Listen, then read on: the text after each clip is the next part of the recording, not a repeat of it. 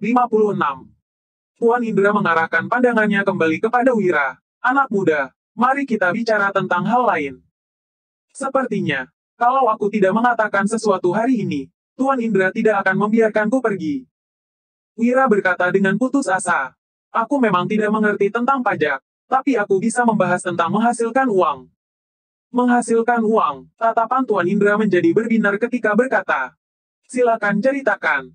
Mengumpulkan pajak memang berarti menghasilkan uang. Cara Wira menyebut hal ini sangat unik. Harsa memandang tajam ke arah Wira dan membatin. Dia menganggap urusan negara seperti urusan biasa. Mahendra menghela napas ringan. Dia tidak akan percaya bahwa seorang petani desa bisa memiliki pemahaman yang lebih baik tentang pajak. Wira mengangkat alisnya, lalu melanjutkan. Kalau mau menghasilkan uang, tentu saja harus dari orang yang kaya. Kalau targetnya cuma rakyat biasa yang hidupnya menderita, malah menghabiskan waktu dan tenaga saja, tapi tidak bisa dapat banyak untung.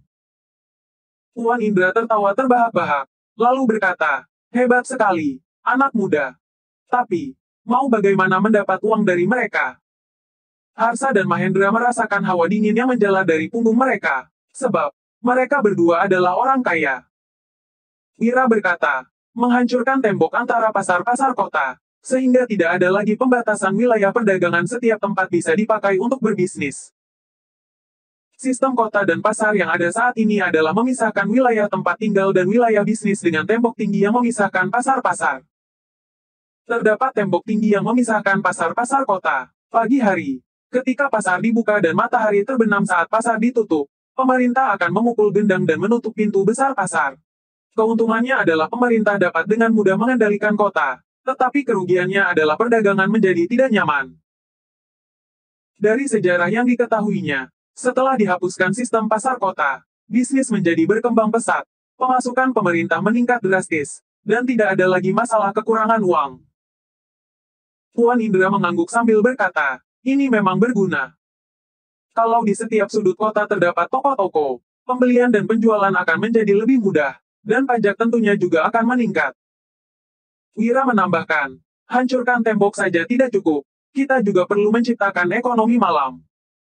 Izin bertanya, apa itu ekonomi malam? Tanya Tuan Indra dengan hormat. Wira mengangkat bahunya dengan frustrasi dan menjelaskan. Mengizinkan bisnis beroperasi di malam hari, seperti grup teater dan festival lampu. Hiburan ini akan mengundang orang untuk keluar dan bermain di malam hari, serta menjual makanan ringan di tepi jalan. Dengan begitu, orang tidak akan tinggal di rumah pada malam hari. Mereka semua akan keluar untuk jalan-jalan. Orang kaya akan berbelanja atau menikmati hiburan, sementara orang miskin akan mulai mencari nafkah. Seluruh kabupaten ini akan menjadi lebih meriah. Meskipun pemilik tanah, bangsawan, dan orang-orang kaya memiliki uang, tetapi tidak ada terlalu banyak tempat untuk menghabiskannya. Tuan Indra menyipitkan matanya dan berkata dengan antusias, pandangan Anda sangat bagus. Di zaman dahulu, masih diberlakukan jam malam. Orang-orang dilarang keluar pada malam hari. Semuanya harus tetap di rumah. Baik orang kaya maupun miskin. Tidak ada kesenangan di rumah, sehingga membuat mereka merasa bosan. Jika bisnis dapat berjalan pada siang hari dan juga pada malam hari, pemasukan pajak akan semakin meningkat. Harsa melihat Wira seolah-olah tidak mengenalinya lagi, merasa bahwa adik iparnya ini telah berubah. Wira mengerucutkan bibirnya, padahal ini bukan ide yang brilian.